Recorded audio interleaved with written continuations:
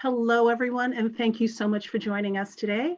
I am Helen Boyd. I am the Director for the Center for Career and Professional Development. My support areas are grads and alums, and today I am here with you to deliver a very, very healthy conversation around diversity, equity, and inclusion. For this session, we have some awesome folks who are going to be presenting this to you. Our main moderator is Robert Jim. Robert is a SHU alum. He was also a D1 athlete. He is now the Director of Acquisition at Norton Capital. Robert, by the way, was also one of our favorite mentors for the kickoff of our first ever SHU alumni mentoring program. So Robert, thank you so much for joining us, and take it away. Thank you. My pleasure. Good morning, everyone. I'd like to get started by introducing our first guest speaker, as well as our two panelists for today's talk. First, our guest speaker, as one of her colleagues said, when it comes to HR and compensation, I challenge you to find someone more enthusiastic, professional, as well as qualified as her. Anyone working with her is not only lucky, but will learn so much from her. She comes to us with an MBA from Cornell University. She has had various leadership positions over 25 years at companies like GE, Synapse Group, WWE, Thomson Reuters, and now SVP Global, where she has had a tremendous impact and is focused on introducing investment management to underrepresented communities. And I'd like to introduce to you Dorothy Brill.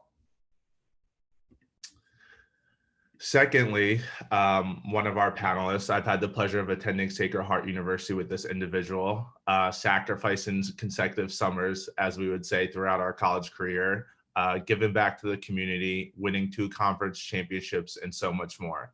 Educated, family man, and one of the most caring individuals I've been around. He's one of the most humble and hardworking individuals I've come across, and I'm excited to see what he'll accomplish in his professional career.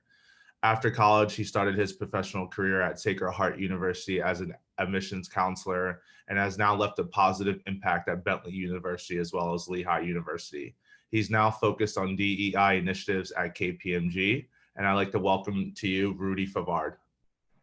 Thank you for having me. You're welcome. And then lastly, this individual is a Sacred Heart alumni as well, like Rudy and myself, whose smile lights up the entire room. She comes to us with an MBA from Curry College. As one of her colleagues said, her superpower is her ability to make things happen.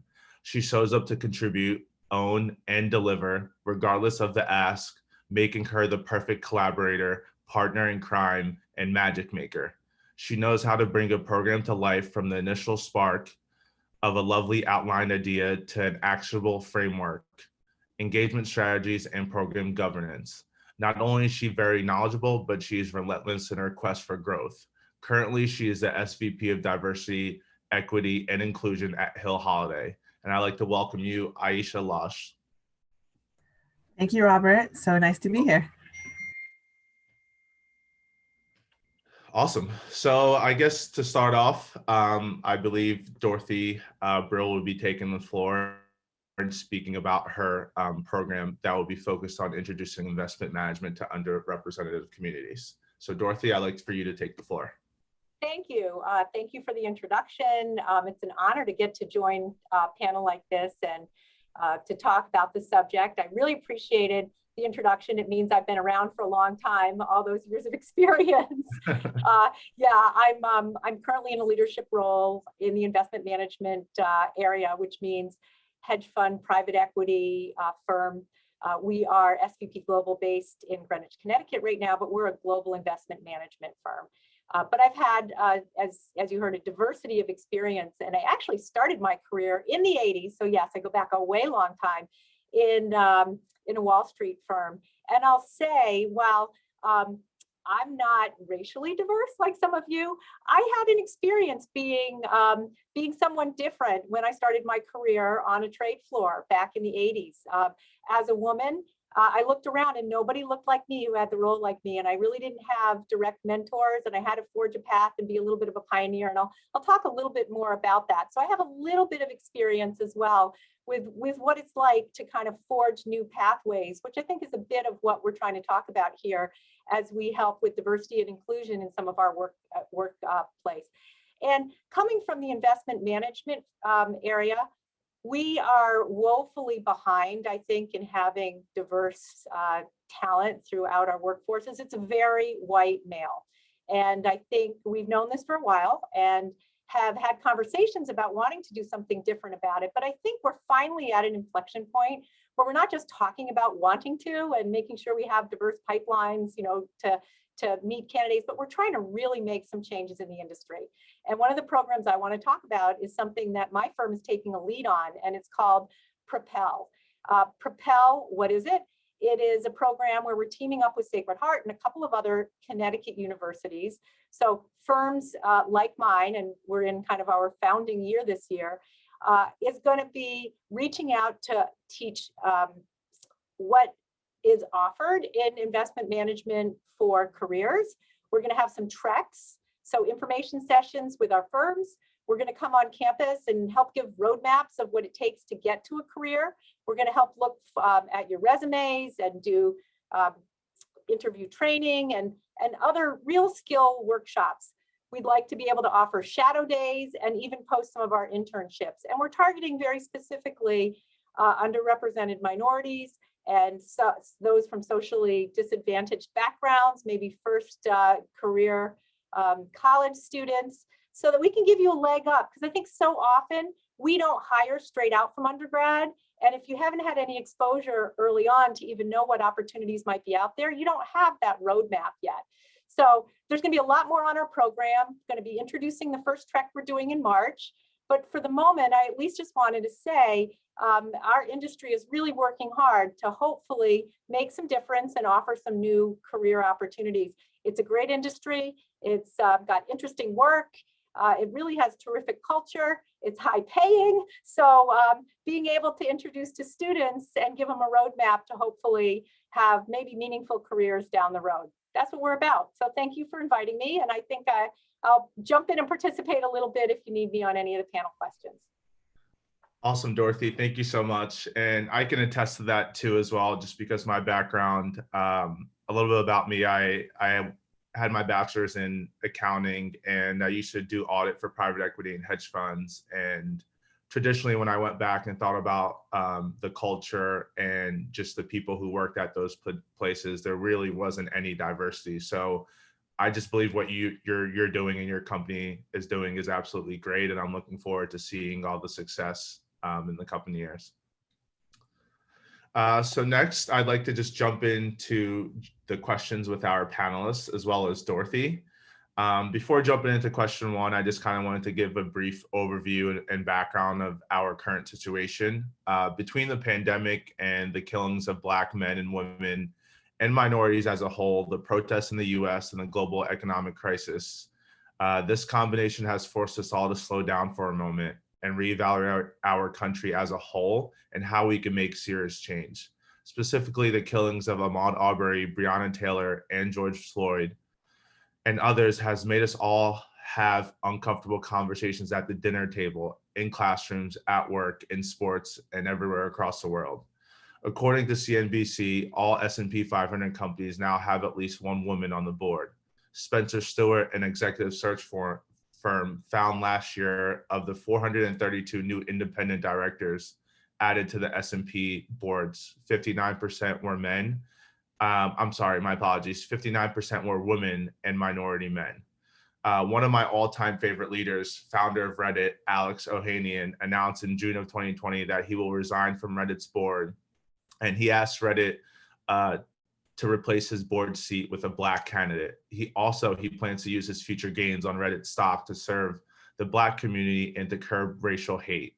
At the same time of the announcement, he pledged $1 million to Colin Kaepernick's Know Your Rights camp.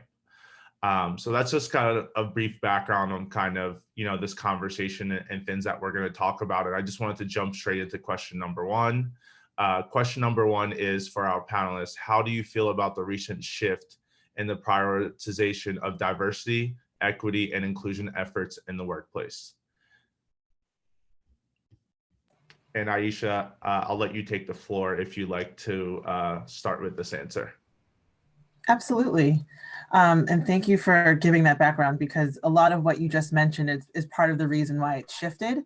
I've been working in corporate now for quite some time. As you can see, I graduated in 2007. And what I noticed as the evolution of ED&I was that we were focused on women at first. It was a topic that most companies felt comfortable with. But what we did not focus on or have the purview is the kind of the intersectionality of that. What did that mean for Black women? What did that mean for women of color? And what did it mean for just overall diversity when you think about the different lenses of diversity, LGBTQ, people with disabilities, there's many frames of diversity that we have to look at. So I think the recent shift is mainly because of what we saw in the social unrest that happened last summer, but it's been happening for decades, centuries, and many months prior. But I think now the difference that is making it stick is that there's no turning back. Everyone had a chance during this pandemic to watch what has been happening. We had nowhere else to go or to turn. As we've seen with other things, it's, a tragedy would happen, but then we would go back into our, our day-to-day kind of practices of commuting to work and, taking the kids here. But in this pandemic, we were sitting at home, looking at a screen either for work or looking at a screen for entertainment. And I think there's no turning back. So I think companies have a responsibility to continue to have that prioritization. Now we're at a year later. You mentioned Ahmaud Arbery. It's been a full 12 months and here we are. They're going to have to continue this for many more months. The work is long, but I applaud those that are doing it well. And we'll need to continue because unfortunately, we'll see other events happen throughout 2021 and beyond that the companies are going to have to be ready to support their talent with. And that if they set up the right foundations now, they'll be able to manage those things going forward. Awesome. Thank you so much. Rudy, Dorothy, does anyone have anything to add for this specific question? Yeah, you know what, Rob, as I was thinking, and that was a great answer.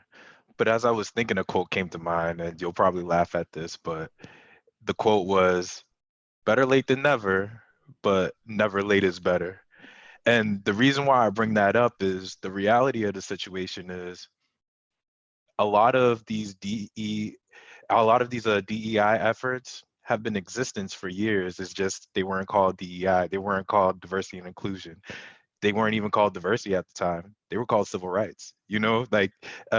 There, when you look back and you see all of the work for the advancement of people of color, but also all the other underrepresented groups, there's a track record, there's a history there.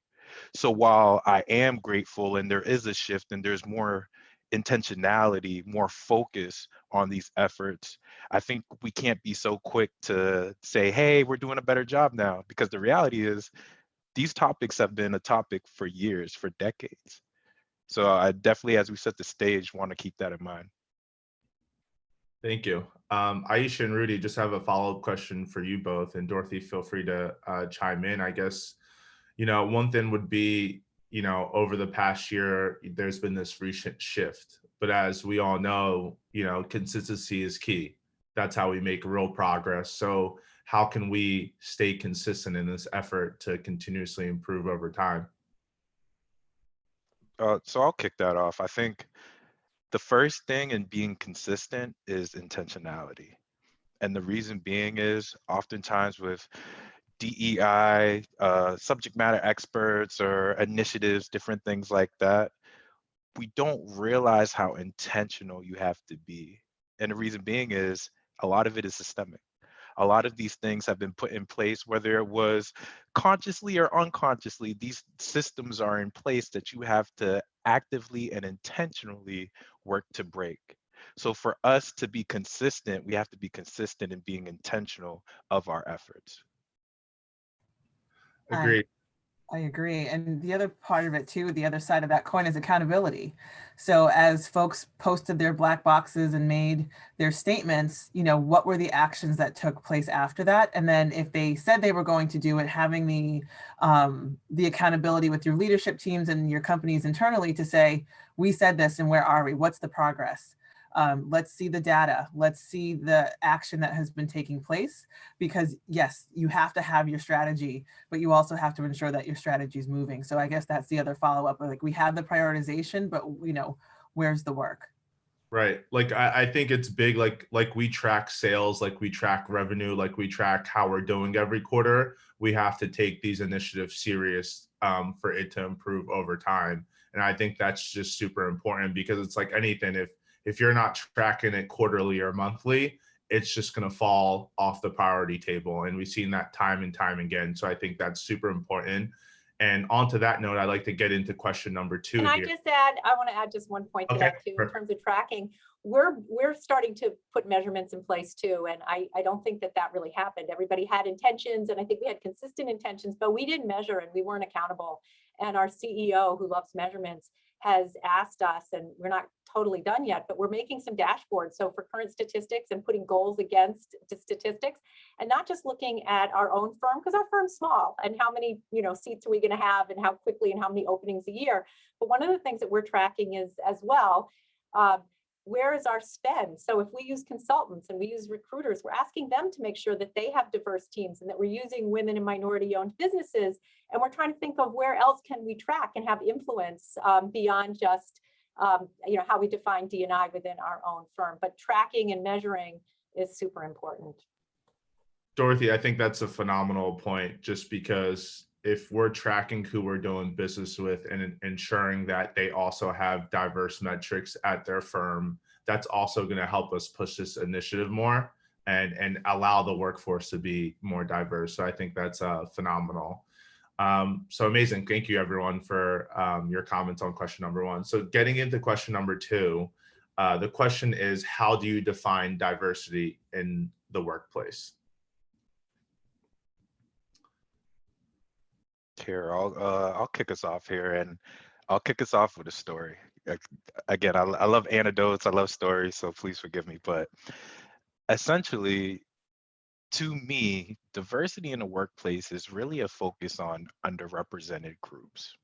And the reason being is, while professionals are represented across the board, across various industries, there are industries where typically you won't see people of color, Black, Indigenous people of color, women, for example, veterans, for example, people with a disability.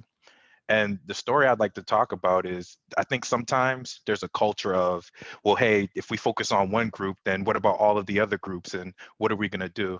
But I had one of my mentors who gave me a great analogy, and she talked about the dip in the curve. And I'm sure back in the day when we used to travel and you had your suitcase and you're going back and forth, did you wheel your suitcase above the curve, or did you wheel it above a dip? Odds are you used it above the dip. Well, that dip was initially for people with a disability. That way, people within wheelchairs or people with a cane, they could easily go up and down the curve to get to the buildings. But what happens over time? Well, now you have your operations team, your mailroom people who they don't want to go over the curve. What do? They use the dip as well. And then the same thing with traveling professionals like ourselves. We start using the dip as well. I think, to wrap it all up, whenever we can find a dip, whenever we can find what works for one underrepresented group, it's very easy to duplicate that for other groups as well. And I think that's the intentionality that we have to focus on and bring with all diversity, equity, and inclusion initiatives. It's finding out what works for a group so we can make sure we use that for others. Perfect. Hitting it right on the nose. Dorothy, Aisha, any comments here? If not, I can kind of move into the next question here. But thank you, Rudy.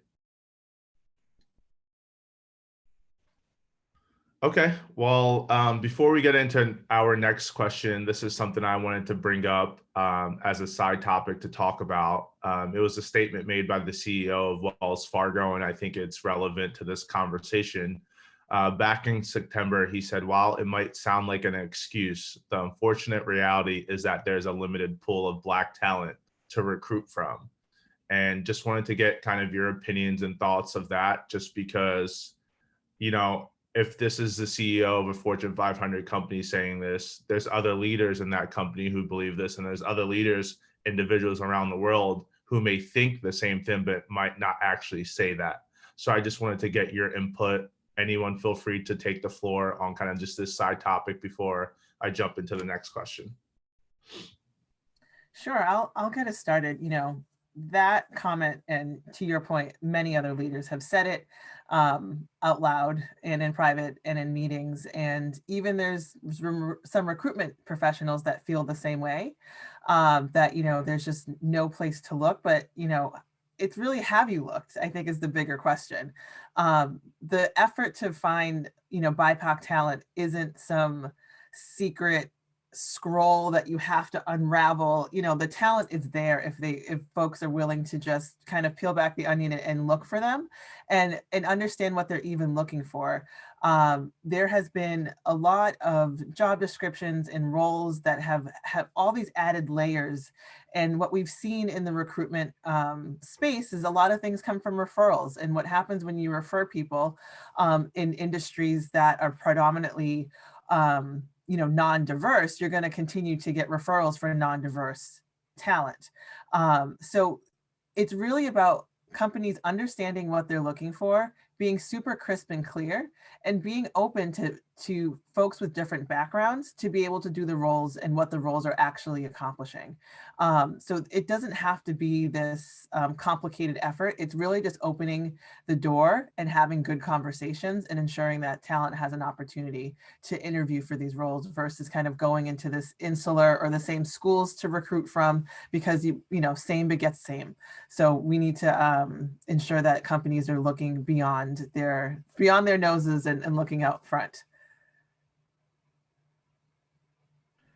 That's such a great point, Aisha. I think what I would add to that, whenever I hear Wells Fargo CEO statement, I think about one of those age-old questions: is it the seed or is it the soil? And in my mind, the way that I view it is, well, I could have a bunch of great seeds, but if I throw it on the concrete, even if it's raining, it's a sunny day, can the seed really grow? Probably not.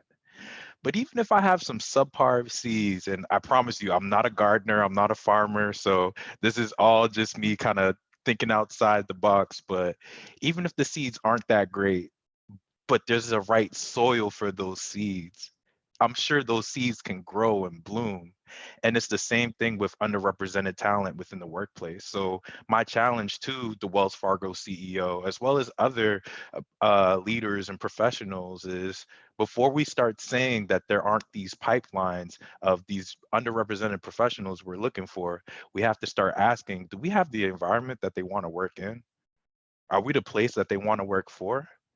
And when we start asking those questions, I think we could really get to the root of why there is a lack of representation within the workplace. Great. I love the seed analogy, and what you both said is spot on. I will take it just one more step, and I think it's why we're doing Propel as well, which is that networking piece. It's going to be alive, and it is a reality.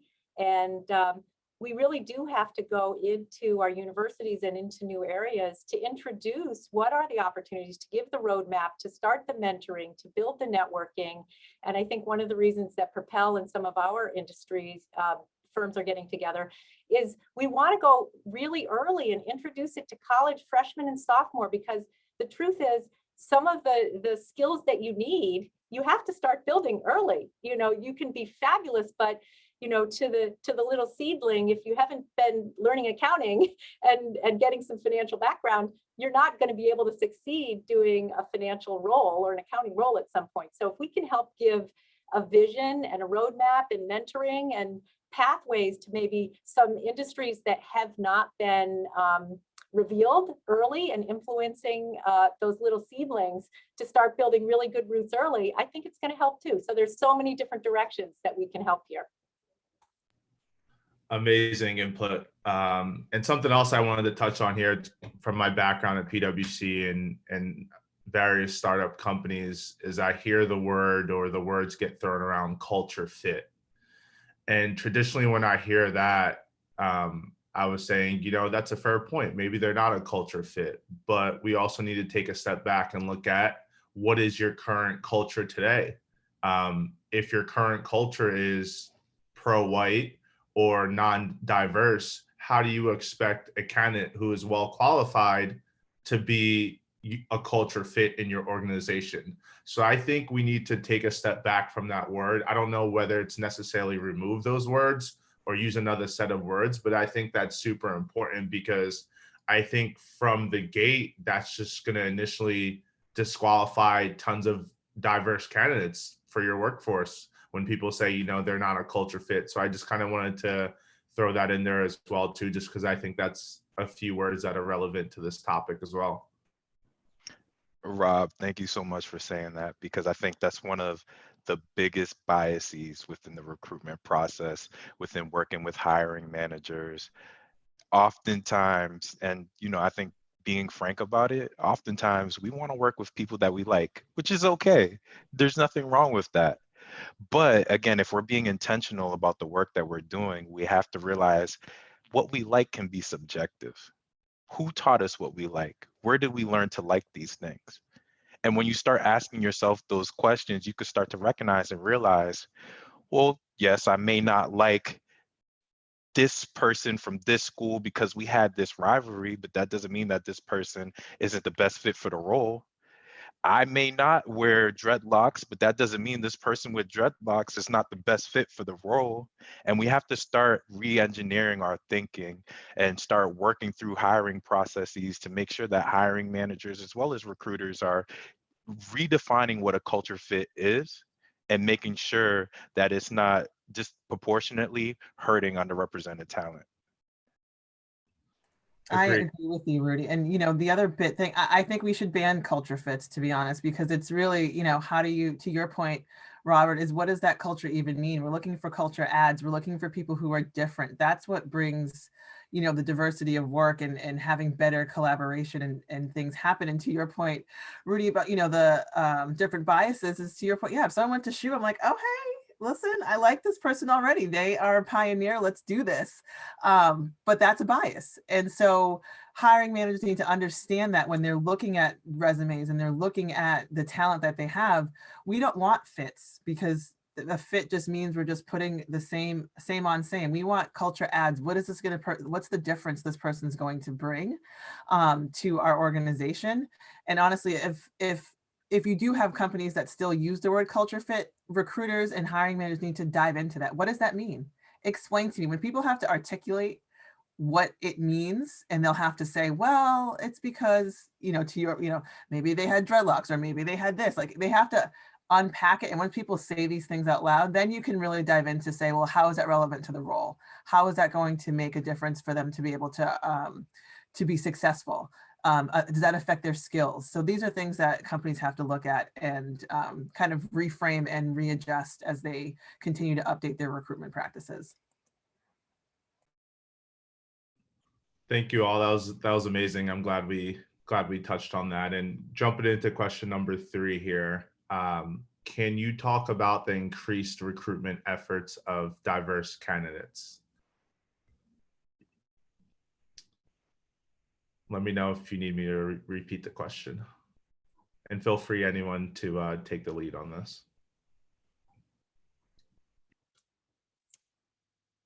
Do you want me to take a stab at that? Dorothy, go ahead. It's yours. So, I think we've always said we want to build balanced slates, and we have to get smarter about figuring out how to access those balanced slates. But one of the big things is working with recruiting and recruiting partners and almost demanding of them. And we've started to do that we're not going to make offers unless we've actually met represented candidate pools. And I think that's one way. You can sort of say, well, we'll try to build diverse slates, but if it doesn't happen, we're still going to make our offer. And if you put in, again, you measure, you state a goal, and then you stick to it, it does make a difference.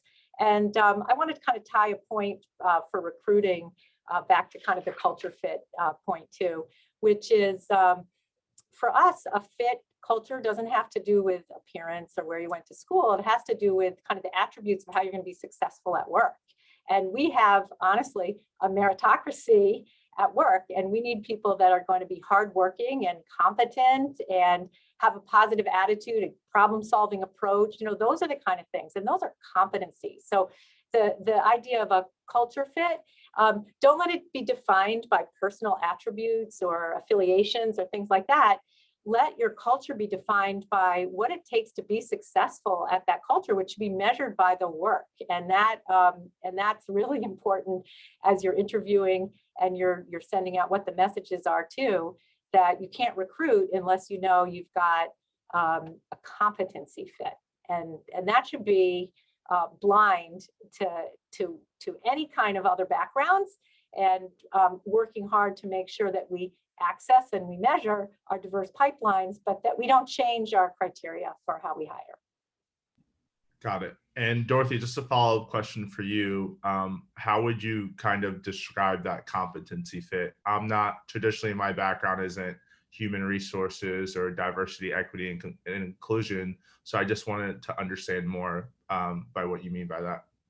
I think you have to go into your own organization and figure out, you know, what are the things in a accounting role that you have to be successful. And the fit there is going to be making sure you have a CPA if you're going to have to do financial statements, and so some of those technical things. But then what are the professional attributes of success? It may be that you have to prepare a written commentary to go with statements. You're going to have good written skills. It may be that you've got to be able to present up to a senior person. So you do need to have competency to be able to communicate on your feet. You may be having to put in a new system. So you're going to have to do project management and be able to influence groups and things like that. So being clear on what the objectives and the objectives of the job are going to be, and then matching those up with what the skill competencies are. And Taisha's point, there's no mention of sort of culture fit in terms of some of the other affiliation attributes or personal characteristics, I don't think.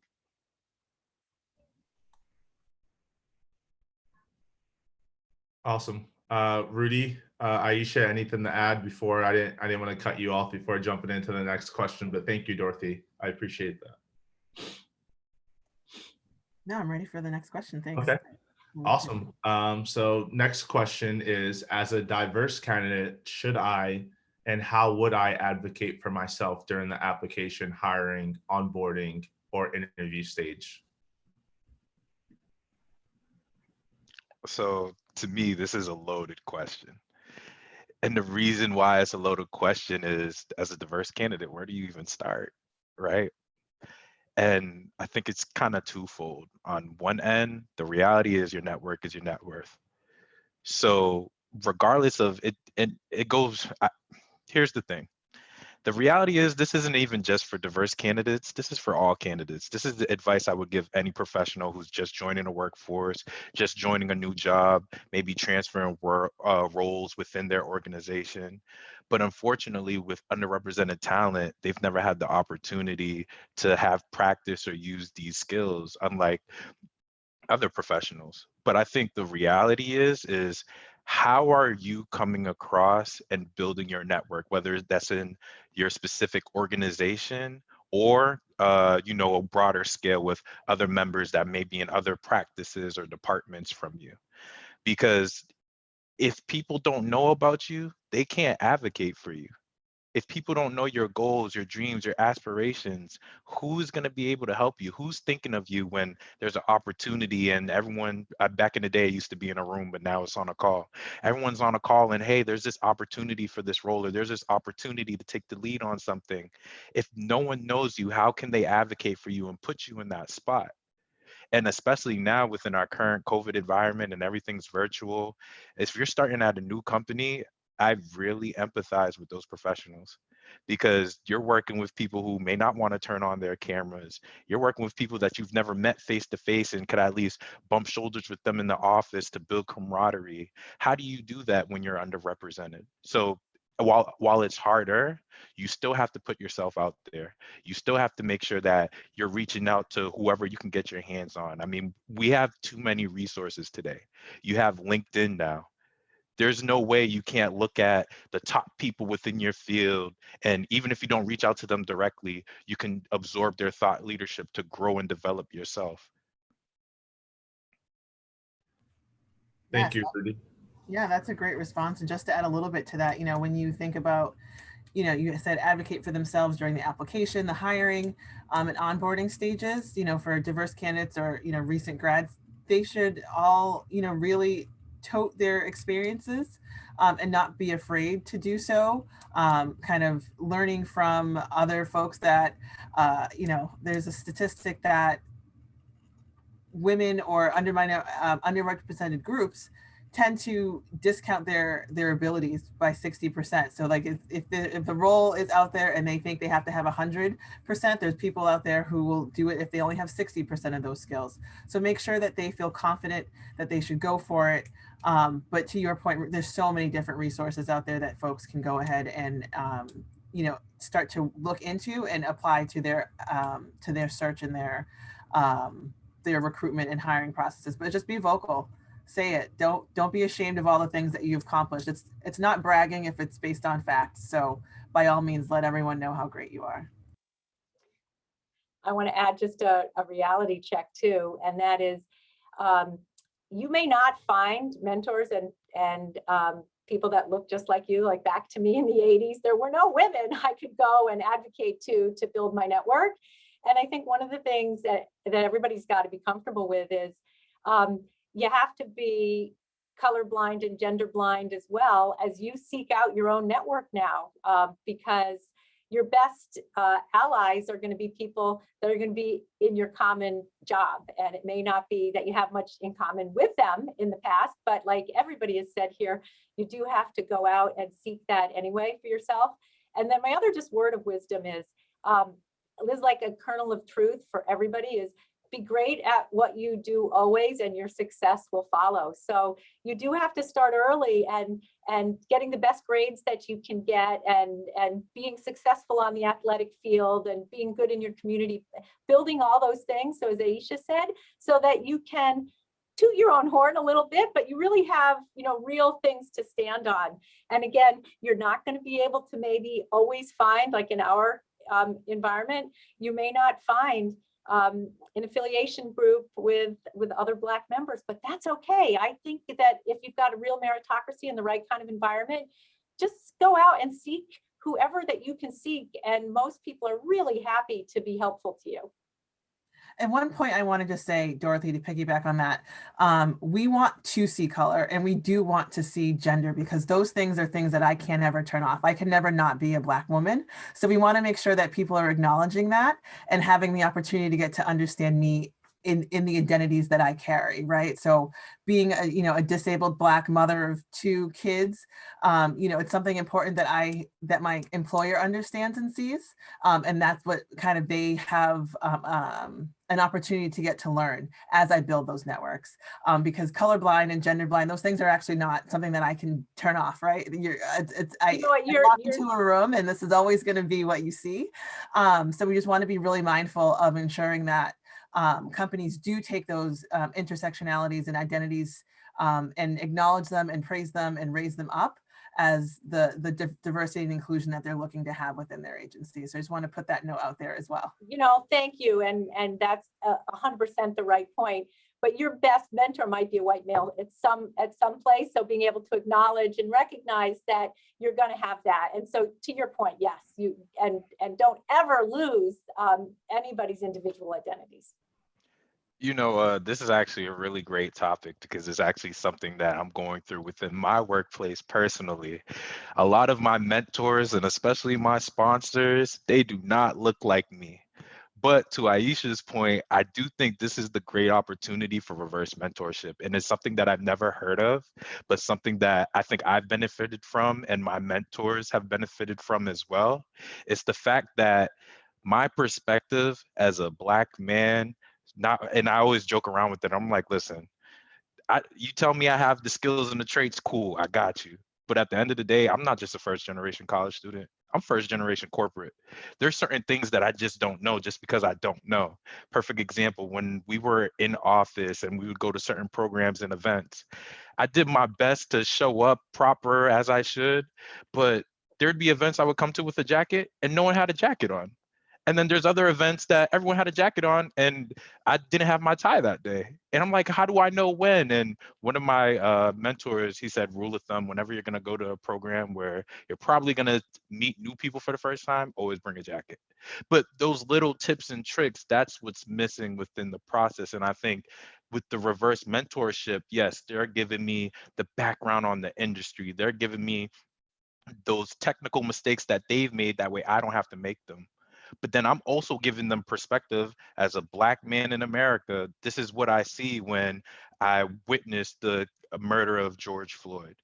This is what I see when I'm walking down the hall and colleagues look at me and wonder, am I part of the ops team or am I one of the client facing professionals here?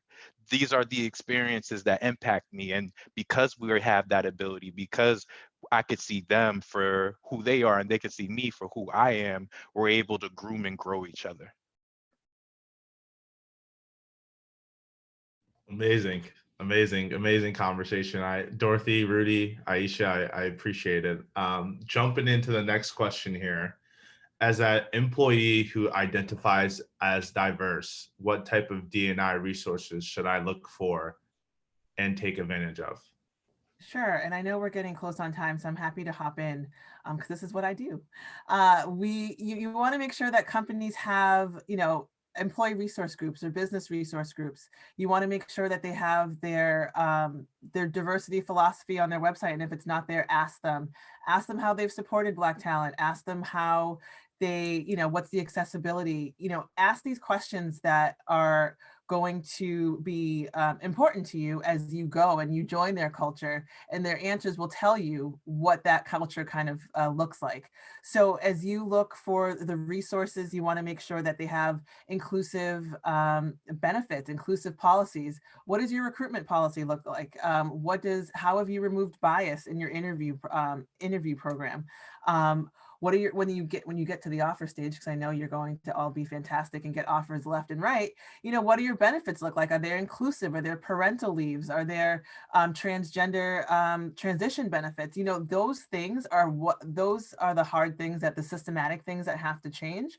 And if they don't seem to be making any of those changes, you have to make a decision if their values align to yours.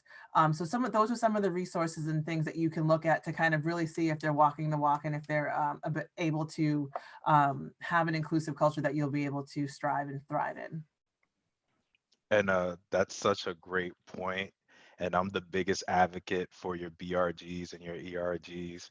Reason being is this is a breeding ground for diverse talent. So for all employers or for all students who are looking to join the workforce, this is one of the first things that you need to jump into. I'll tell my story quickly. When I was always looking for affinity groups, no matter what organization I was a part of. So whether it was in higher education and then now at KPMG corporately, I always wanted to make sure I found an affinity group just because I knew that there was a lack of representation. And the more people that I saw who were like me that were doing it, if you're making it here, I need to find out what you're doing. That way I can make it here too. And I joined our African ancestry business resource group right away, probably first month within joining the firm. Over time, I had a couple opportunities to lead.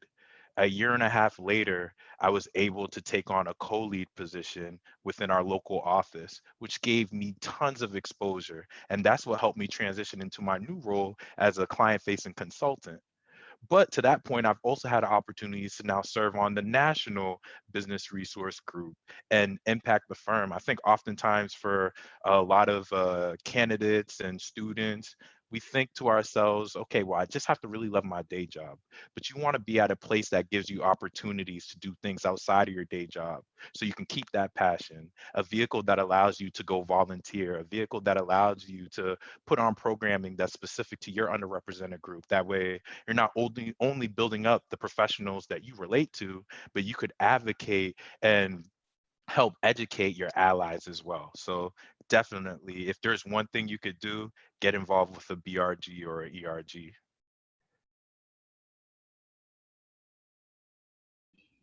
Awesome. Thank you. Jumping into question number 6 here. Why do you feel many companies and organizations are developing D&I programs? I know we may have touched on it a little bit earlier in our conversation, but feel free if there's anything to add here. If not, then we can skip directly to the next question.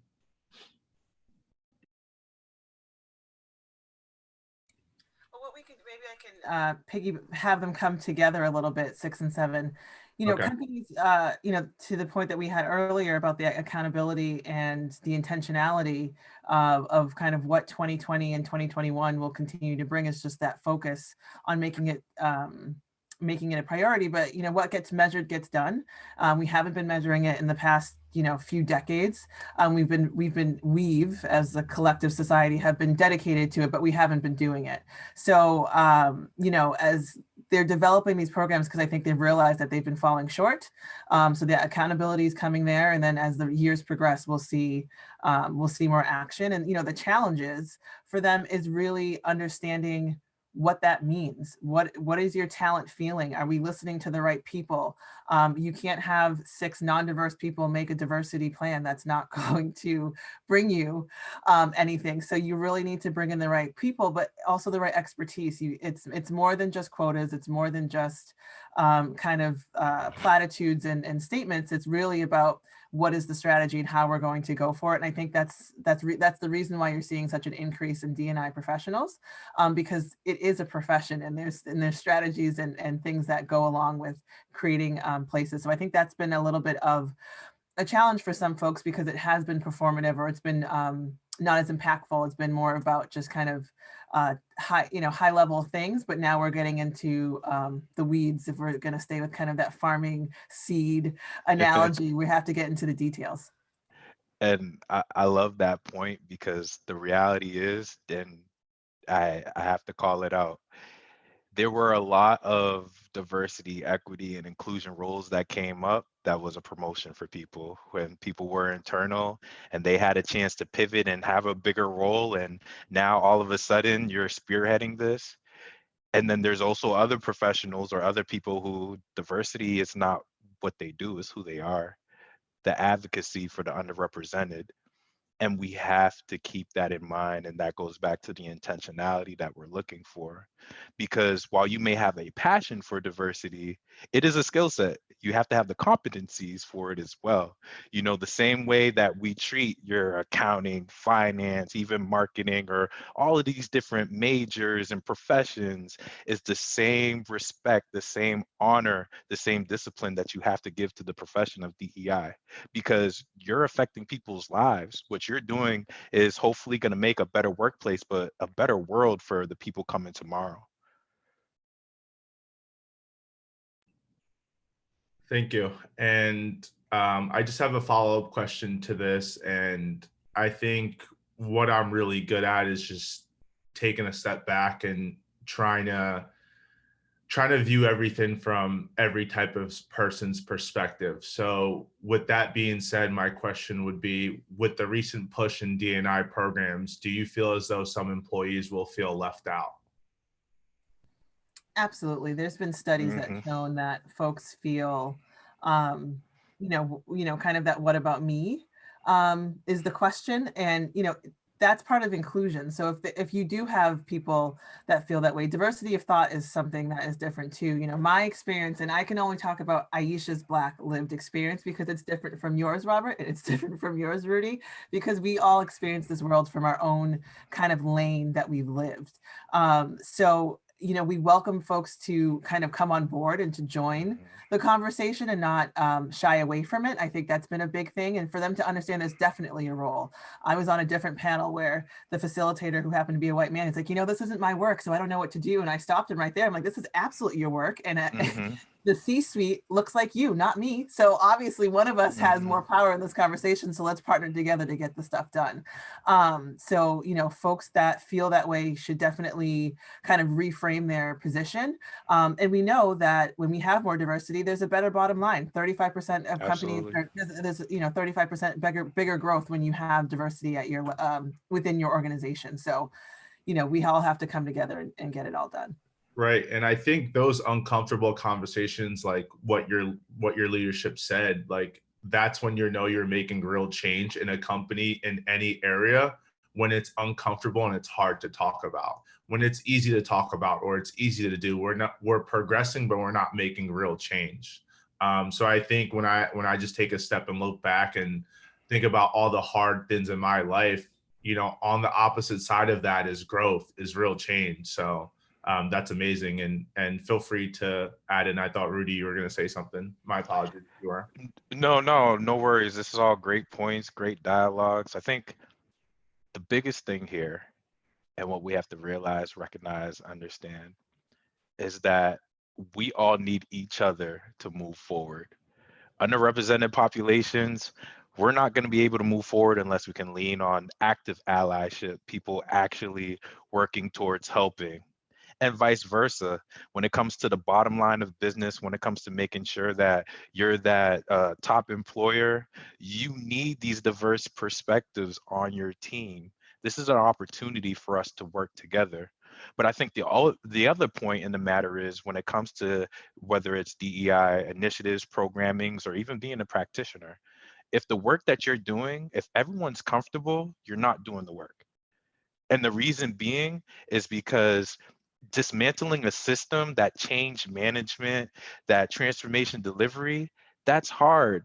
And you will receive pushback. I mean, you know, I know it's Black History Month and MLK Day was last month in January, but let's really look at a life like Martin Luther King, for example. We honor him, praise him now. He is a staple in history. But at the current time when he was fighting throughout the civil rights movement, nobody liked him, or his methods weren't liked by white people and Black people, if we're being honest. But now look at the legacy that he's created. And it's the same thing within this diversity and inclusion journey. When you're doing the work, you may not get the high fives, you may not get the, oh, wow, you're great and this is awesome at the time, but it's all about the legacy you're leaving for later. I take this work personal and I care about it because I have a Black daughter who's 1 year old. And I know if it was hard for me, it's definitely going to be hard for her. But there's some leg ups that I can give her. And I know I can give her those leg ups by making sure that we're not, no matter what employer I'm with, no matter what panel I'm on, that we're working to create more of an inclusive place. Awesome. Thank you, Rudy. So jumping into next question here, what challenges from your experience do companies face when developing a D&I model?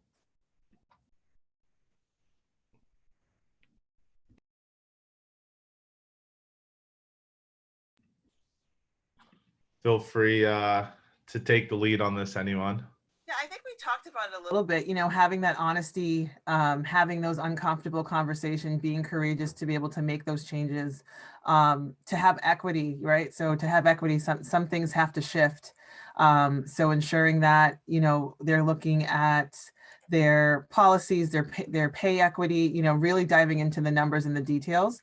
I think that's been a challenge for some folks to really want to do that. But we talked about at the top of the meeting or the call was, you know, having those things get measured and having that focus get done. So I think that's been something that we touched on, but I'm not sure if there's anything else we want. At my firm, I would say is having the CEO actually caring about it. And I think he cared about it, but now he said, my chief revenue officer is head of the committee to put a plan in place this year, and we're going to commit resources to it. And he made it a point on our most recent town hall.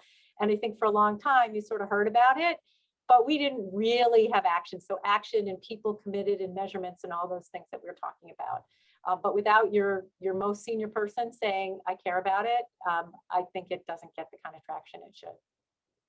I think to add to that as well, what a lot of companies and organizations miss is the difference between equality, and equity. And it's diversity, equity, and inclusion for a reason. The reality is when we talk about equal, that assumes that everyone's starting at the same point and it's like we all have a fair chance, which is a great idea in theory, but no, there's a disparity. Whether you want to say it's systemic for 400 years, 100 years, civil rights, you know what I mean, 40, 50, 60 years ago, whichever place you identify that disparity. But the reality of the situation is with equity, we're identifying and acknowledging the fact that no, everyone's not starting at the same place. So because everyone's not starting at the same place, it's going to take unequal resources to ensure that we have equity in the workplace. And keeping that in mind in the forefront, that's what's really going to help companies as they build out their diversity, equity, and inclusion model. Awesome. Thank you. I'd like to start wrapping up here. Rudy, Aisha, Dorothy, Helen, Keith, this has been an amazing conversation. And last question before truly wrapping it up is, are there any words of advice for our current students and alumni who are preparing to enter the workforce as diverse candidates? And I think this is just a super important, a lot of us being SHU alumni, but also just outside of our current students at Sacred Heart University and our alumni, and any advice for any other students at other universities or employees who are, you know, at current jobs, or maybe they're switching jobs. Is there any advice you can give to those individuals?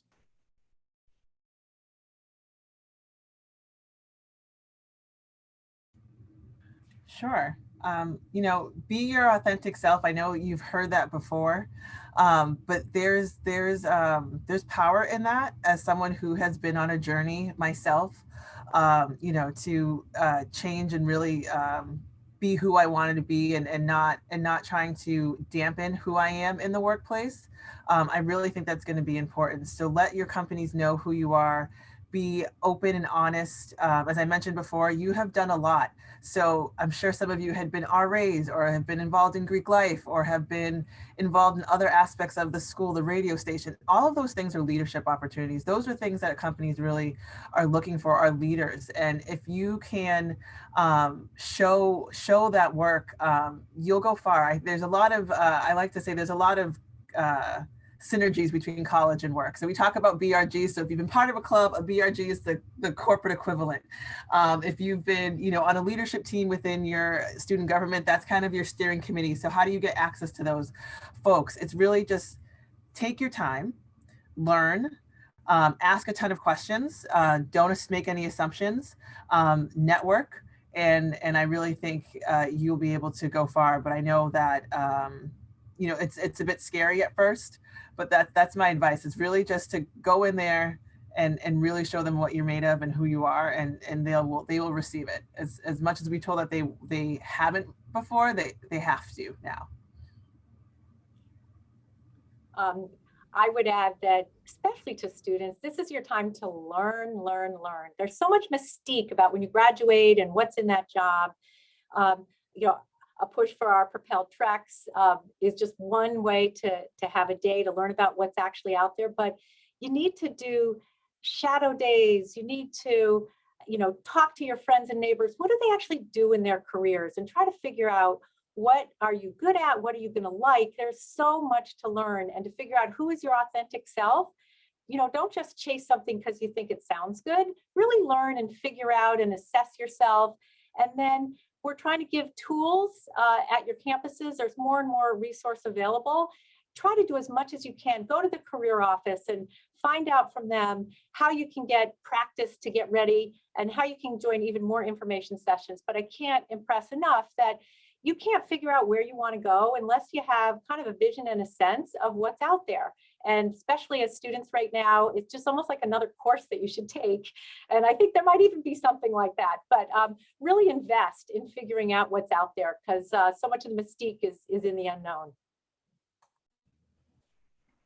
Yeah, again, great question and great panel, and it's been a pleasure. I think for myself, the biggest advice I would give a diverse candidate or underrepresented candidate is imposter syndrome is real.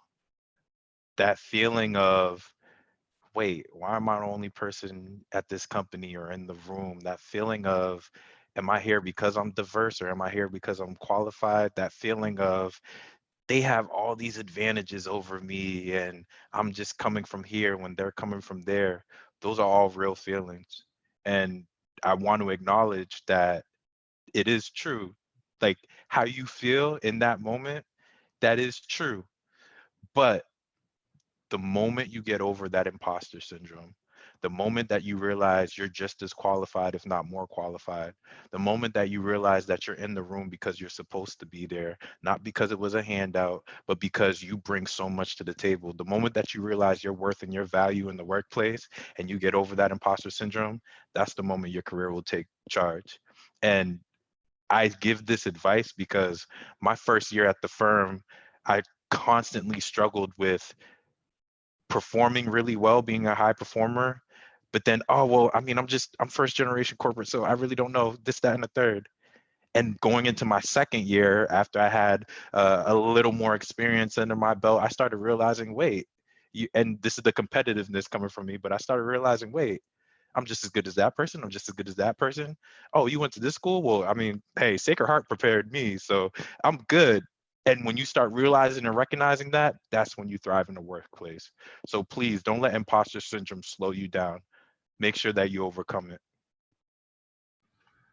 Agreed. And something I like to just touch base on to just all current students and alumni is whenever you're in an interview, and whether it's a hiring manager, director, president, you have the same capabilities, the same talent as the person that's interviewing you. So don't ever think just because that person's at a higher level than you is that they're that much greater than you. You have that same potential. You just have to apply yourself.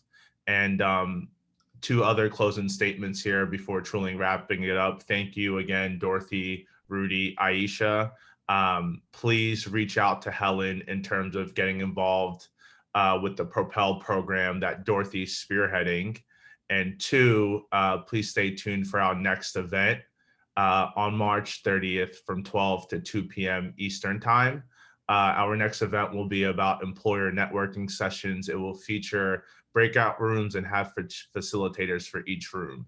And for those interested, please reach out to Helen directly. Her email address is spelled out: B as in boy, O as in Oscar, Y, KEH @sacredheart.edu.